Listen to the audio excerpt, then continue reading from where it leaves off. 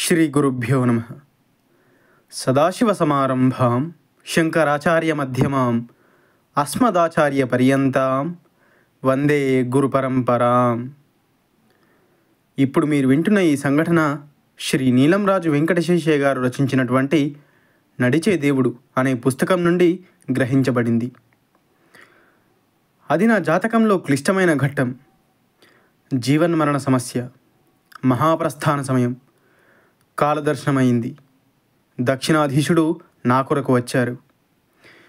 అప్పుడే శ్రీవారు ప్రత్యక్షమై ఇప్పుడే పంపం అని అన్నారు. ఇద్దరూ ఏమో మాట్లాడుకున్నారు.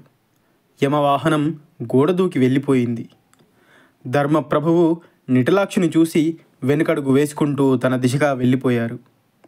శ్రీ గురుదేవులు ఈ ఘట్టంలో మృత్యుంజయులుగా సాక్షాత్కరించి నాకు మార్కండేయునితో సామ్యం అనుగ్రహించారు. ఈ ఘట్టం నా గురుకృపాలహరిలో ఉంది. అందులో లేని తర్వాతి ఘట్టాన్ని ఇప్పుడు మీకు వివరిస్తాను. చిదంబరానికి అవతలి మజిలీ అయిన ఆనంద తాండవపురంలో శ్రీవారు బస చేసి ఉన్నారు. మృత్యుముఖం నుంచి బయటపడిన నేను అక్కడకు ధర్మపత్నితో సహా శ్రీవారి దర్శనానికి పరిగెత్తాను. పూర్తిగా కోలుకోకుండానే రైలులో దక్షిణాదికి దీర్ఘ ప్రయాణం చేశాను. స్నానం చేసి మడిగా శ్రీవారి దర్శనం చేద్దామని ఒక బసకు వెడుతున్నాను.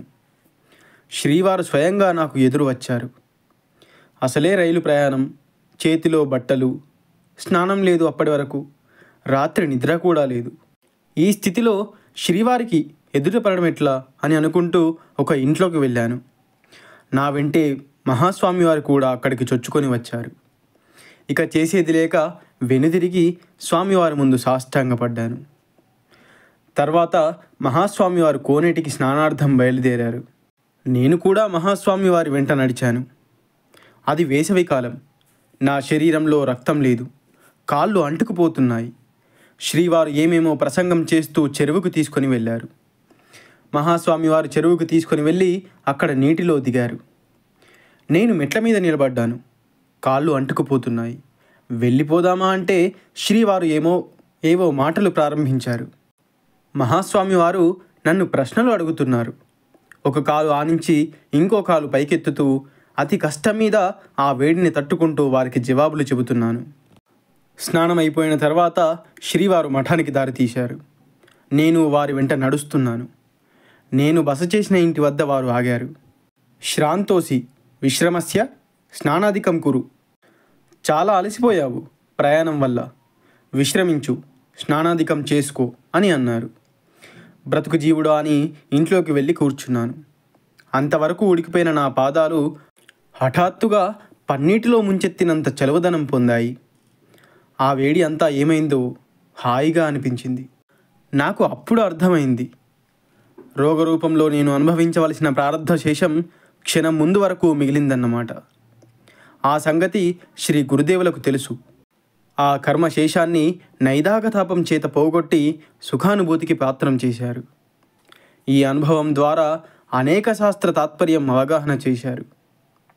లీలా తాండవ పండిత. ఆనంద తాండవపురంలోనే మరో అద్భుతమైన ఘట్టం. శ్రీవారు సంధ్యావందనానంతరం ఒక దేవాలయ ప్రాంగణంలో పండితులతో పేరోలగం చేశారు. శ్రీవారు ధార్మిక విషయాలని, వేదాంత విషయాలని బహిరంగ సభలలో ముచ్చడించడం ఎన్నడూ నేను ఎరగను. కానీ ఆనాడు అద్వైతం మీద, దాని గురించి భిన్న భిన్న ప్రస్థానములు, వాటిలోని సామరస్యం మీద వాదోపవాద సిద్ధాంత సమర్థంతో శ్రీవారు సంస్కృత భాషలో చేసిన ప్రసంగం కేవలం చిదంబరనాథుడు నటరాజమూర్తి చేసిన ప్రదోష తాండవమేనని నాకు అనిపించింది. మైమరచి నాలో నేను లీలాతాండవ పండిత అని శ్రీవారిని చిదంబరేశ్వరునితో పోల్చుకొని మురిసిపోతున్నాను. 1000 మందిలో నేనుండి నాలో నేను అనుకుంటున్న మాట ఇది. కానీ శ్రీవారు ఆలయం గోడకు జేర్లబడి అటు ఇటు ఊగుతూ లీలాతాండవ పండిత అని 3 సార్లు అన్నారు. స్వామివారు అలా అనగానే నాకు మతిపోయింది. పరుగు పరుగున వారి సన్నిధి చేరి ఆనంద భాష్పాలు కురుస్తుండగా నేను స్వామివారి ముందు సాష్టాంగపడ్డాను. శ్రీవారు గంభీరంగా నన్ను చూసి నవ్వారు. ఆశ్చర్యవత్ పశ్యతి కశ్చిదేవం అన్న గీతా శ్లోకం స్ఫురణకు వచ్చింది. ఆ మరునాడు సోమవారం. ప్రదోష సమయంలో శివాలయంలో సభ ఏర్పాటైంది. శ్రీవారు ఆ సభకు నడిచి వెళుతున్నారు. వెనుక నేను వెళుతున్నాను. శ్రీవారు నాకేసి తిరిగి, అస్మిన్ దినే సంస్కృత భాషాయాం త్వయా ప్రసంగః కర్తవ్యః అని అన్నారు. అంటే ఈరోజు నీవు సంస్కృత భాషలో మాట్లాడాలి అని. ముందు రోజే దాక్షిణాత్య పండితులు సంస్కృత భాషలో వీరవిహారం చేశారు. వారందరి ముందు ఈ శిశువును ఆడించాలని శ్రీవారి కోరిక కాబోలు. మీ అనుగ్రహంతో లభించిన వాక్కుతో మీ ఆజ్ఞానుసారం అలాగే ప్రసంగిస్తాను స్వామి అని వారితో అన్నాను. సభలో దిగ్ధంతులైన పండితులున్నారు. శ్రీవారు అగ్రాసనం అలంకరించారు. ఒకరిద్దరు మాట్లాడిన తర్వాత నన్ను పిలిచారు. అప్పుడు నేను ఏ బ్రహ్మ వస్తువు నుండి వాక్కులు మరలునో, వాచామగోచరమైన ఆ వస్తువును నిరూపించలేక వెనుదిరుగునో, అలాంటి ఒకానొక సచ్చిదానందాత్మకమైన చంద్రిక మౌలిగా గల పరబ్రహ్మకు తద్రూపులైన శ్రీ చంద్రశేఖర గురుమూర్తికి నమస్కారం అనే అర్థం కలిగిన శ్లోకంతో నా ప్రసంగం ప్రారంభించాను. ఆ మీదట అభయం దత్తమేవాస్తి మృత్యుంజయ కుతోభయం, తాండవే స్ఖలనం క్యాపి శిశోస్తదపి మండనం.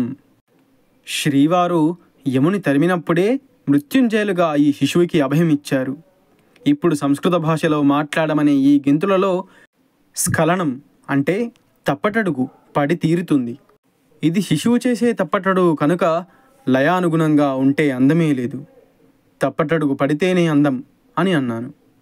తదుపరి నటరాజౌ స్థితే సాక్షాత్ గురువానంద తాండవే తండుర్యది భవేయమ్మే లీలా తాండవమస్తుతం అనే శ్లోకం చదివాను. దీని భావం, సాక్షాత్ గురుమూర్తి ఇప్పుడు నటరాజై ఆనంద తాండవంలో ఉండగా నేను శివ పరివారంలోని తండువు అనే పరిచారకుడినైతే నా ఈ ఉపన్యాస రూపమైన లీల నిజంగా తాండవమే అవుగాక.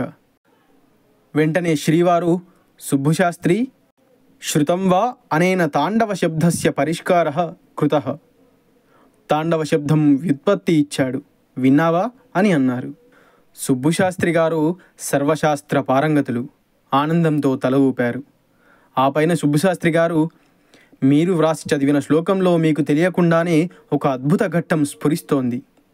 మీ కవిత్వం సార్థకం అంటూ అదే ఊళ్ళో అంతకు 10 రోజుల క్రితమే ఒక మూగ కుర్రవానికి స్వామి వాక్కును ప్రసాదించిన ఉదంతాన్ని వినిపించారు. శ్రీవారు చిరునవ్వుతో అనుగ్రహించారు. సభ్యులు ఆనందభరితులయ్యారు. ఇలాంటి వినోదాల ప్రదర్శనలో శ్రీవారికి కుతూహలం ఉందా అనేది ప్రధాన ప్రశ్న. ఉండదు. అక్కడ అసలు సంకల్పమే ఉండదు. నిస్సంకల్ప స్థితి వారిది. అయితే అవి మనకెందుకు కనిపించాయి? ఇది మన మనోవిలాసమే. దృశ్యమంతా మనస్సే. ఈ విషయాన్ని నా గురుకృపాలహరిలో నసంకల్ప విశోభవేద్వా వికల్పః అనే శ్లోకంలో పేర్కొన్నాను. అపార కరుణాసింధుం జ్ఞానదం శాంతరూపిణం శ్రీ చంద్రశేఖర గురుం ప్రణమామి ముదాన్వహం. సర్వం శ్రీ గురుదివ్యచరణారవిందార్పణమస్తు. స్వస్తి.